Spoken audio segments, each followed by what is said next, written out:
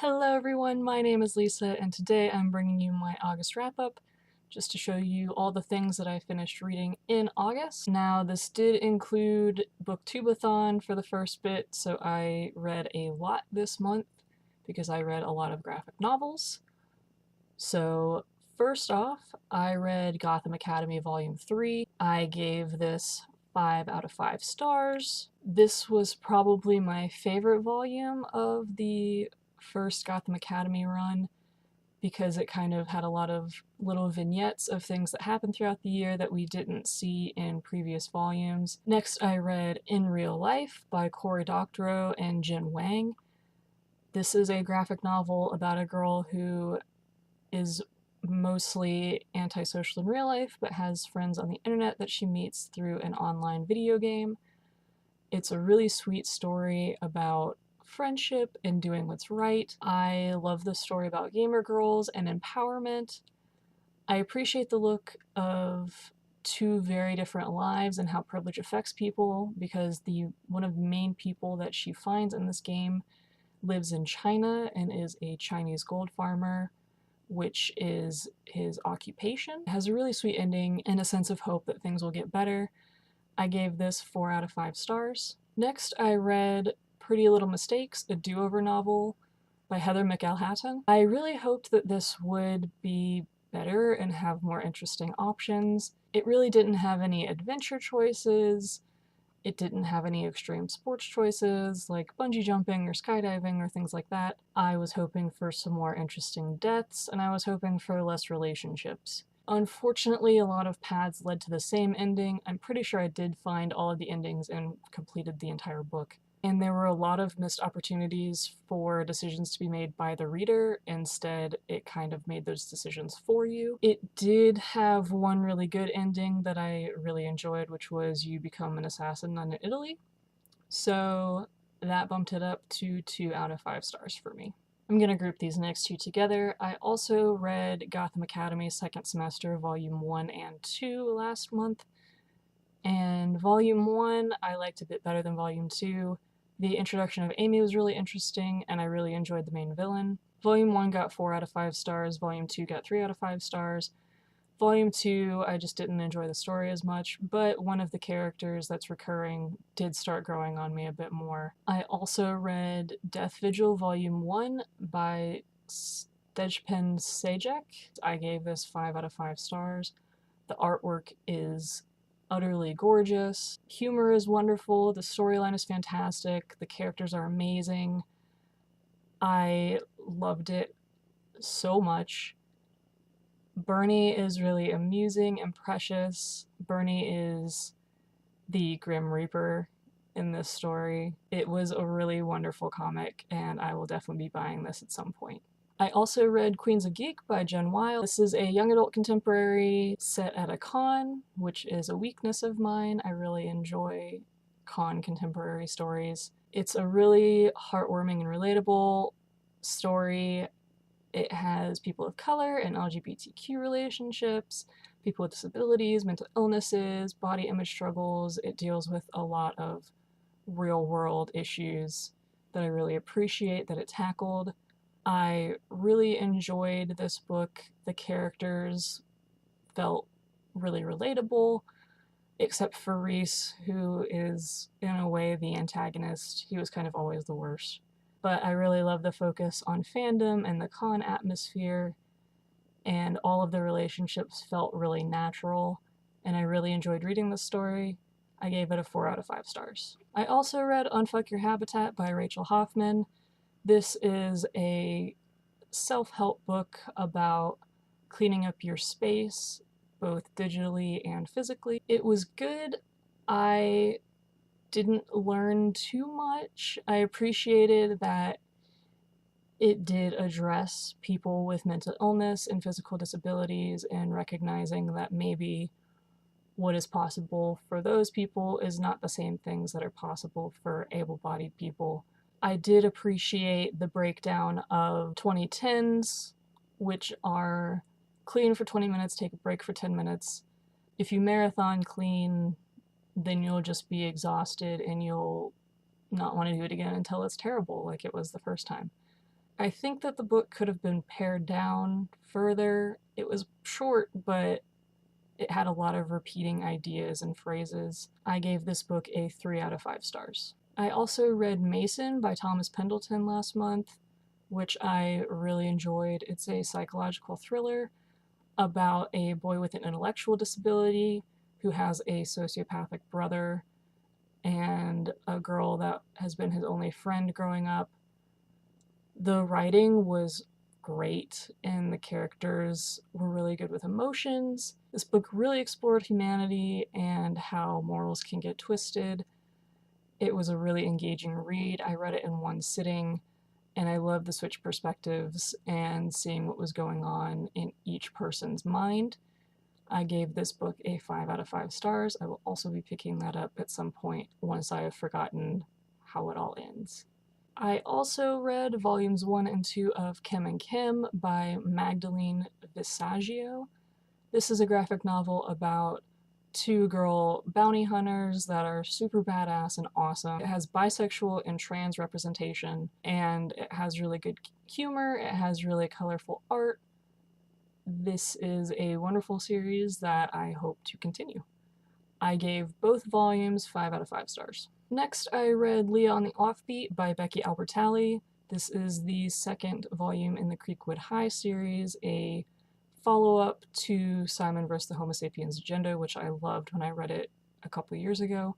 This book really renewed my love for Becky Albertalli because I really did not like The Upside of Unrequited. It took some time for me to get into it, but I really appreciated Leah's voice as a plus-size girl who is bisexual. She has her moments of being too cynical and stubborn, but it was good to also see her unapologetic about her body size, and there was no weight loss plot, which was great.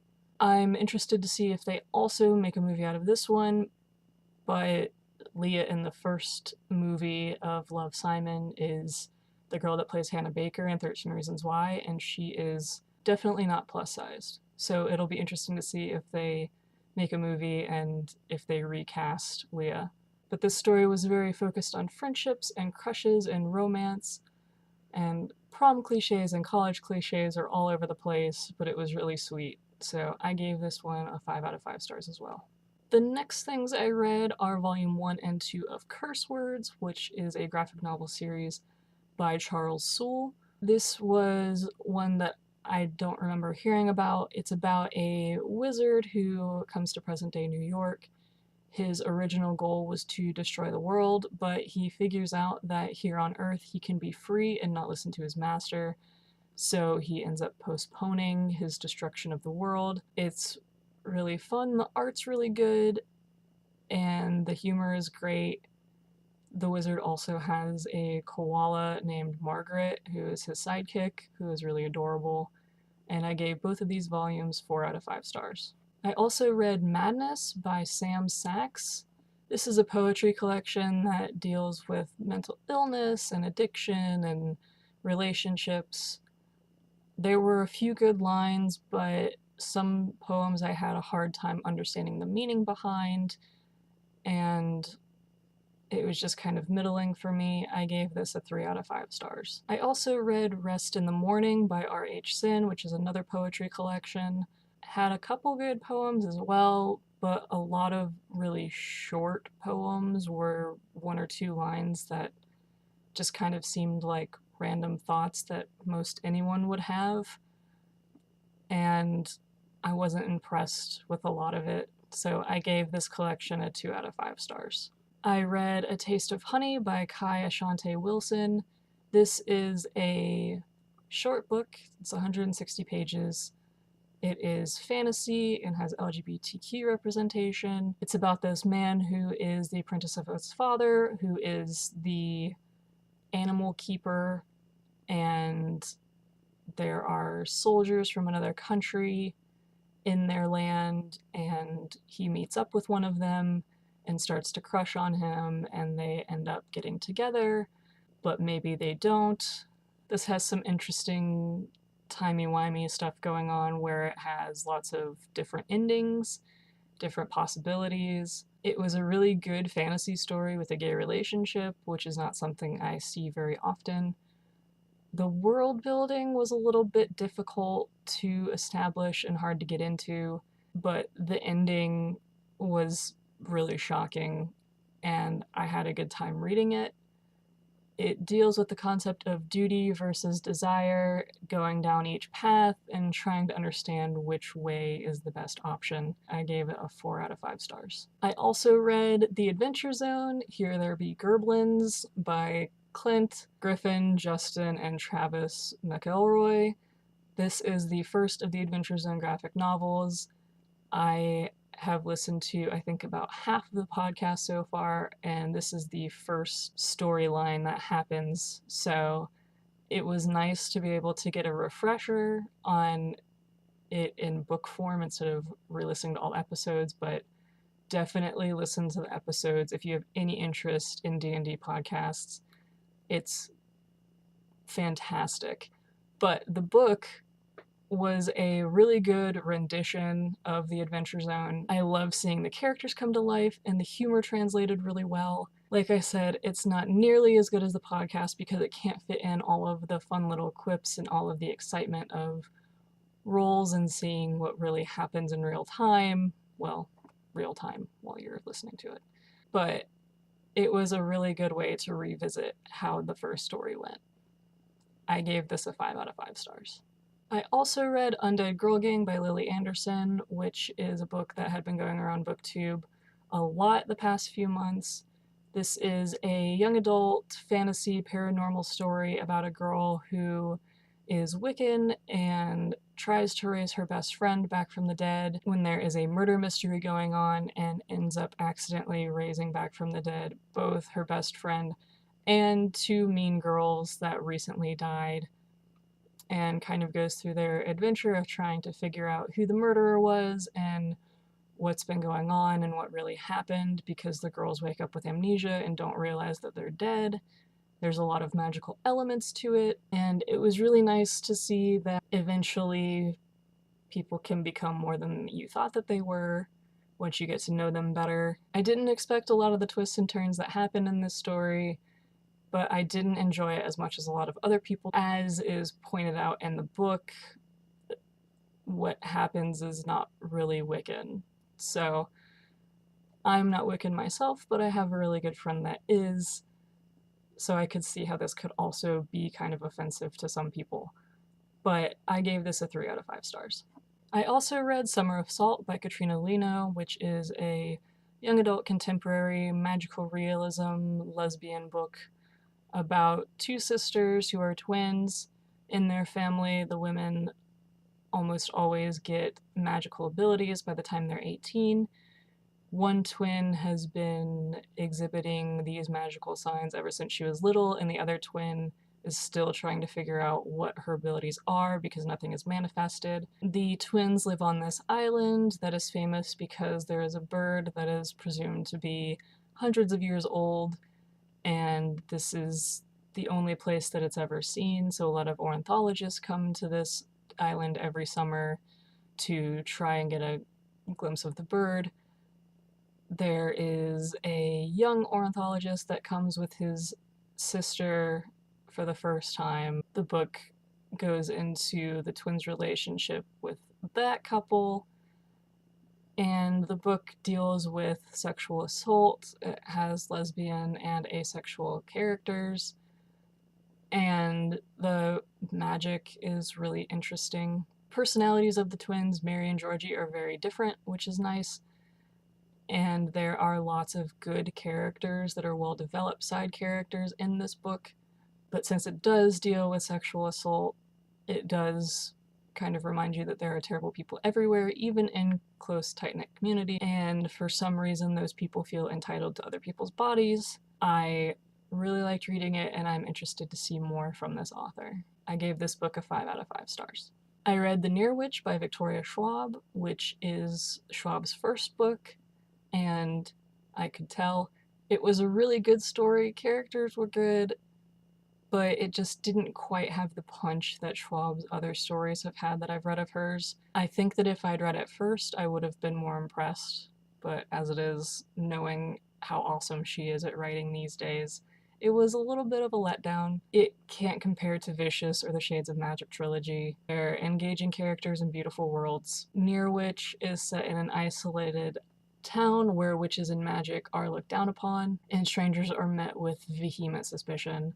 So when a strange boy shows up and then children start disappearing, everyone is very suspicious of the boy. Our main character, Lexi, doesn't believe that the stranger has anything to do with the children disappearing and is trying to figure out the truth.